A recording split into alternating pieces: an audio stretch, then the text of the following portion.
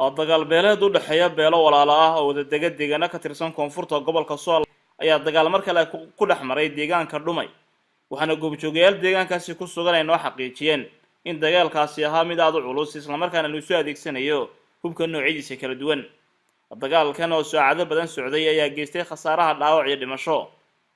waxaana xarumaha caafimaadka magaalada Laascaanood la soo gaarsiiyay dhaawac u tiro badan ilaa hadda lama oga khasaaraha dhabta ah ee ka dhashay dagaalkaasi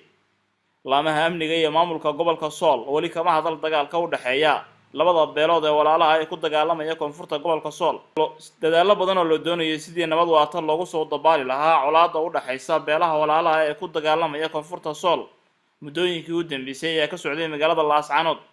iyadoo xukuumadda Soomaaliland oo dhan ah iyo guddiga nabadeynta iyo culimada madax dhaqameedka ay soo saareen go'aamo isla markaana la dhaariyay ergada labada beelood balse lahaatan colaadda